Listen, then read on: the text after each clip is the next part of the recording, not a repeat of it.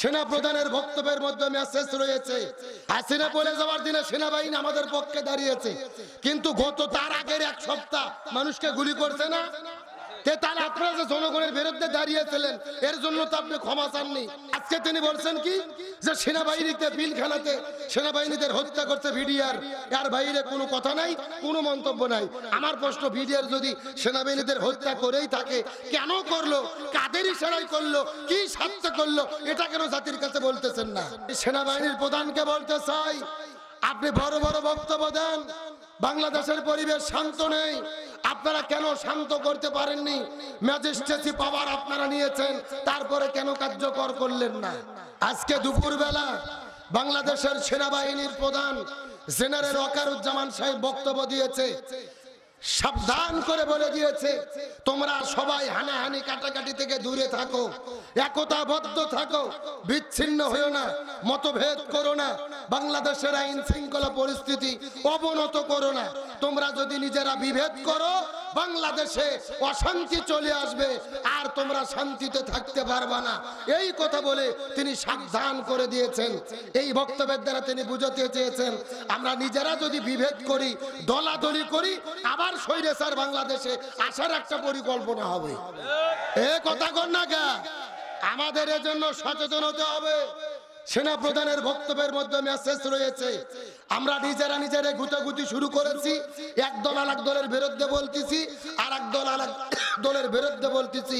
দেশের যে পরিবেশ সৃষ্টি হয়েছে, ঘটনা কোন দিকে মোড় নেয়, কোন দিকে পরিবেশ যায়, এটা বলা বড় কঠিন। তবে আমরা সেনাবাহিনীর প্রধানকে একটা কথা বলতে চাই, আপনার কাছে প্রশ্ন করতে চাই, জাতিসংঘ বলেছে 1400 মানুষকে হাসিনার হুকুমে হত্যা করা হয়েছে।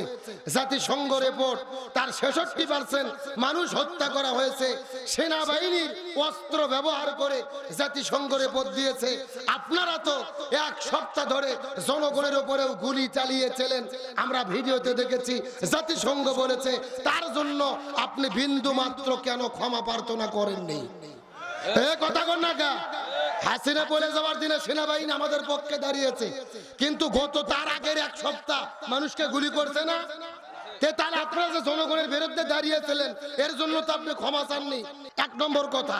দুই নম্বর কথা, স্বৈরাচার আওয়ামী লীগ দলের অন্তত 600 নেতা কর্মী সেনাবাহিনীতে অবস্থান নিয়েছিল, তাদেরকে সেনাবাহিনী নিরাপদে তাদের মামু বাড়ি দিল্লি পাঠাইয়া দিতে। আপনি নিরপরাধ মানুষকে পাঠাইয়া দিলেন কেন? আর জবাব জাতির কাছে দিতে হবে।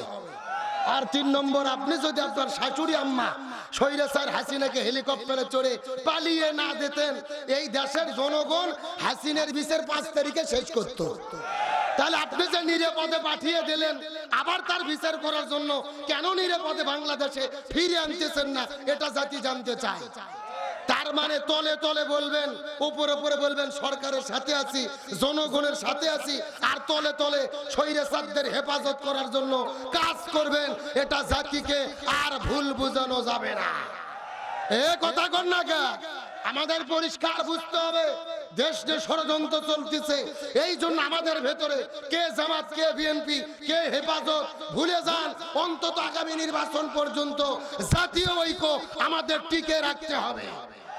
আজকে তিনি বলছেন কি যে সেনাবাহিনীতে পিলখানাতে সেনাবাহিনীদের হত্যা করছে ভিডিআর, এর বাইরে কোনো কথা নাই, কোনো মন্তব্য নাই। আমার প্রশ্ন, ভিডিআর যদি সেনাবাহিনীদের হত্যা করেই থাকে কেন করলো, কাদের ইশারায় করলো, কি স্বার্থে করলো, এটা কেন জাতির কাছে বলতেছেন না? ভারতের ইশারায় সেনাবাহিনীকে হত্যা করে আমার দেশের কোমরকে ডাবিয়ে দেওয়া হয়েছিল, জাতি ভুলে যাবে না। সুতরাং বলতে চাই, জাতি বাংলাদেশটা গভীর ষড়যন্ত্র হচ্ছে, কি হবে জানি না, তবে বাংলাদেশের 18 কোটি জনগণ আমরা যদি একতাবদ্ধ থাকি কোনো ষড়যন্ত্র কাজ হবে না। আর আমরা নিজেরা যদি ভাগ হই, স্বৈরাচার বলতেছে সীমানার কাছে আছি, যে কোনো সময় শর্ট করে ঢুকে পড়তে পারি। কথা কর না গা? আমরা বলতেছি ম্যাডাম আসেন, এটা তো আপনার বাবার দেশ, আপনি আসেন, আপনি শর্ট করে ঢুকবেন, আর আমরা আপনাকে ফট করে আয়না ঘরে ঢুকে দেবো। যেরকম কি ঘর কে রে, ও দেশে ঢুকবে, আমরা কি ফিডার খাবো, আঙুল চুষবো, কোথায় ঢুকে দেবো? বুবু আইবা তুমি আইবা গো, এইবার আইসা বুবু ক্ষমতা পাইবা না। একটু জোরে বলেন, জোরে বলেন। বুবু আইবা তুমি আইবা গো, এইবার আইসা বুবু ক্ষমতা পাইবা না। খোঁজনে বুবু কাদের কাকার অবস্থা খারাপ ধরবে যে বাবার, হাউন আঙ্কেল এখন সামনে আসে না। নেতা কর্মী সব জেলের ভেতর, বুবু আছে ডরের উপর, কখন জানি আসে গ্রেফতারি পরোয়ানা। বুবু আইবা তুমি আইবা গো, এইবার আইসা বুবু সিয়ার পাইবা না। কথা বলেন ঠিক কিনা?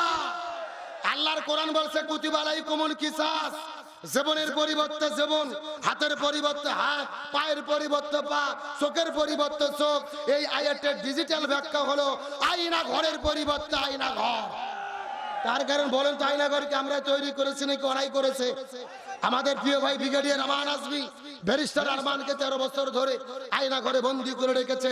সূর্যের আলো দেখতে দেয়নি, বাইরের বাতাস দেখতে দেয়নি, এমনকি আজান যখন হতো বক্সে গান বাজাইয়া আজান পর্যন্ত শুনতে দিত না।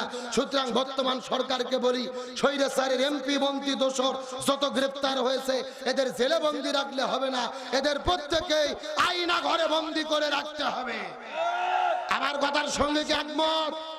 আলোচনা কি চলবে? ওই কোরআনের পাখি শহীদ আল্লামা সাঈদীকে 13 বছর ধরে জেলে বন্দি রেখে জেল থেকে বের করে যেই ডাক্তারকে চিকিৎসা করার দায়িত্ব দিয়েছিলেন, এই ডাক্তারের নাম হলেন ডাক্তার মোস্তফা জামান। এই ডাক্তার কোন ডাক্তার? যেই ডাক্তার 2013 সালে শাহবাগের গণজাগরণ মঞ্চে দাঁড়িয়ে স্লোগান দিয়েছিল, ছচে সাঈদী তুই রাজাকার, তুই রাজাকার, রাজাকারের ফাঁসি চাই। যেই লোকটা আল্লামা সাঈদীর ফাঁসি চাইলো, ওই লোকটাকে দিল চিকিৎসা করার দায়িত্ব। আমাদের বগুড়ার ভাষায় বলে শিয়ালের কাছে ছাগল বাগি। আরো জোরে বলেন। এই হসপিটালে 2টা নার্স বলেছে, এই ডাক্তার মোস্তফা জামান আল্লামা সাঈদীর শরীরে যখন ইনজেকশন পুশ করেছে তখন আল্লামা সাঈদী মৃত্যুর কোলে ঢলে পড়েছে। তার মানে বোঝা গেল আল্লামা সাঈদীর মৃত্যু কোনো স্বাভাবিক মৃত্যু ছিল না, এটা পরিকল্পিত হত্যাকাণ্ড। আরো জোরে বলেন।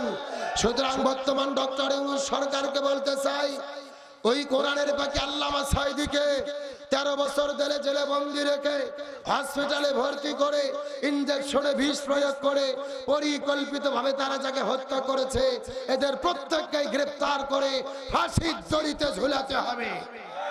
কিন্তু মনের মধ্যে বড় কষ্ট, এই দিনাজপুরে মুসলমান আল্লামা সাঈদীকে আমরা আদালতে দেখেছি হাতের মধ্যে হাত করা, পায়ের মধ্যে হাত করা, ডান্ডা বেরি। অথচ স্বৈরাচারের হাসিনের এমপি মন্ত্রী তাদের গ্রেফতার করা হয়েছে, আদালতে উঠানো হয়, জামাই আদর দিয়ে তারা হাসতে হাসতে আদালতে আসে, হাতে বেরিও নাই, পায়ে ছেকলও নাই। কথা কন না গা? আমরা সরকারকে বলি, আলেমদের হাতে যারা হাত করা পরিয়েছে, পায়ের মধ্যে ডান্ডা বেরি দিয়েছে, আজকে সেই স্বৈরাচারদেরকে কেন জামাইয়ের মতো সাজাইয়া হাসতে হাসতে আদালতে উঠানো হচ্ছে? এদের হাতে পায়ে কেন ডান্ডা বেরি নেই? এটা জাতি জানতে চায়।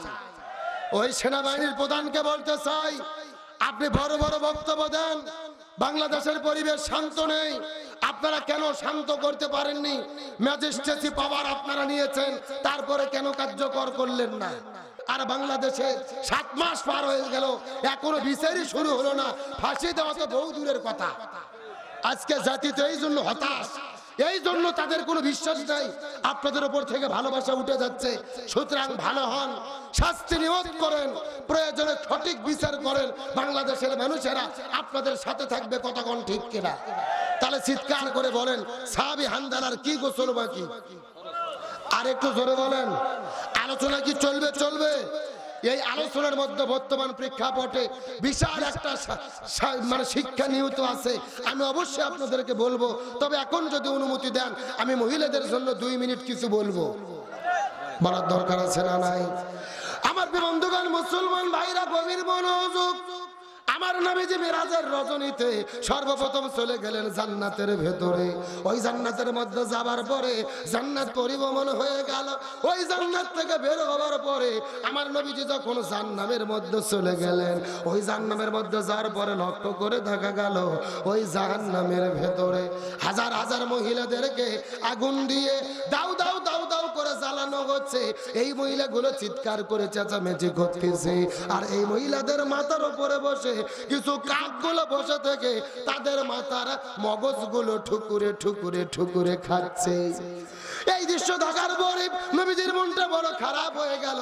জিবরাইলকে ডাকতে বলে, নো ভাই জিবরাইল, বলো তো দেখি এই সমস্ত মহিলা কারা, জানতে চাই।